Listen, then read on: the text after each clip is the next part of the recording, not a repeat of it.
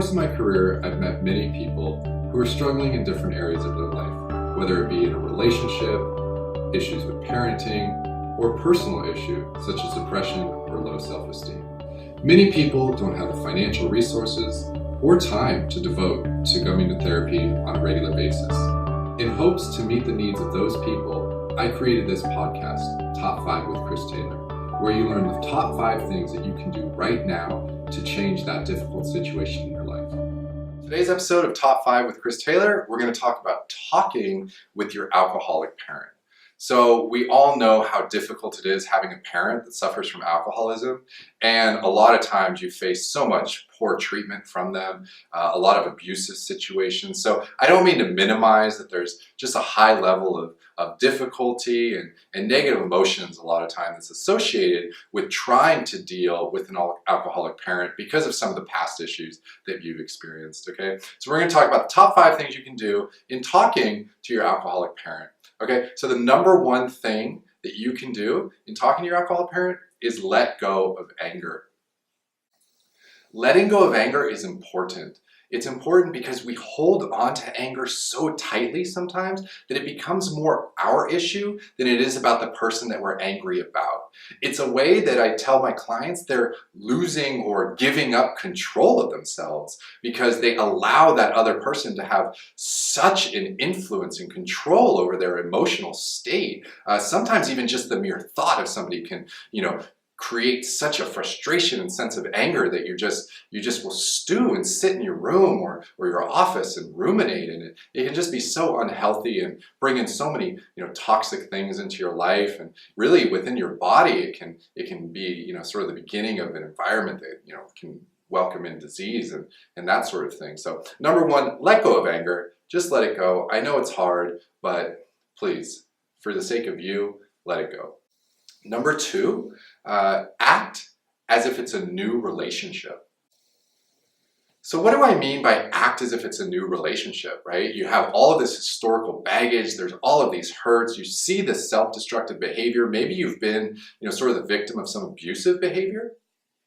But if you're going to communicate with this person and you've made that decision that you're going to enter into a relationship and try to stay in relationship with this person, and there's been all of this stuff in the past, act as if it's a new relationship. And what I mean by that is be curious.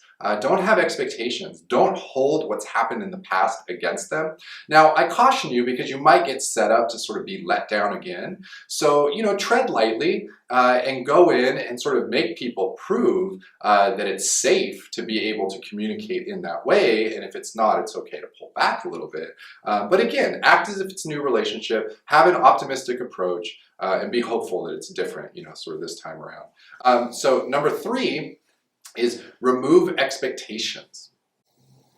Now, sort of in the vein of act as if it's a new relationship, we want to let go of expectations. Both negative expectations that they're still engaging in alcohol use, that they're still angry, that they're still abusive, but also, sort of the positive expectations that, they're completely better and they've healed and everything's going to be wonderful. What you want to do is, again, stay in that place of curiosity and let it unfold as it is in real time. And it sort of goes into, that idea that I talk about a lot in, staying present. If you're staying present and fully engaged, you're not going to go on those big emotional swings because you're focused on the here and now and what the relationship means in this current present moment. Okay. 4th thing that you can do in talking to an alcoholic parent is to be accepting. Now, that's really challenging to do if you've experienced any sort of abusive situations or you're just still carrying a lot of that anger and those past hurts. To be accepting is difficult. Now, that's not giving permission or sort of being okay or happy, but be accepting of this particular person and the struggle and the disease that they're really dealing with in their life. You can sort of separate it that is this them or is this their alcoholism? And if you can start separating these two things, I think you'll pretty quickly move to a place where you can accept this person for being sort of raw and hurt and in need. Because again, what do we know about alcoholism and addiction in general is it's a way that we use to mask sort of some of those emotional hurts that we've had in our lives, okay? And so the fifth thing, which is probably the most challenging thing for a lot of us to do, is allow for forgiveness. Now, allowing for forgiveness, again, it's not saying that it was okay what was done, or the hurts don't have, sort of a genuine, root cause, and that we don't have to just sort of gloss over all of these things, right? We're not, again, giving permission that it was okay that we were treated in a certain way.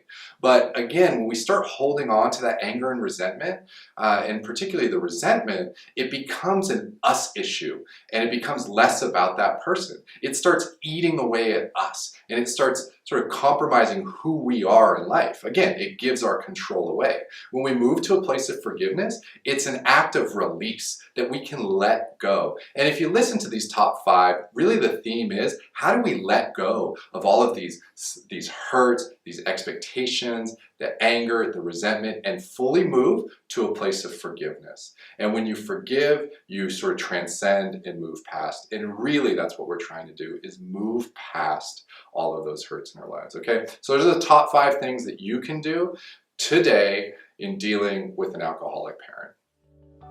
If you liked what you just saw, and you would like more information about how you can implement these top 5 things into your life right now, please check out this and additional videos on my website, www.christaylormft.com.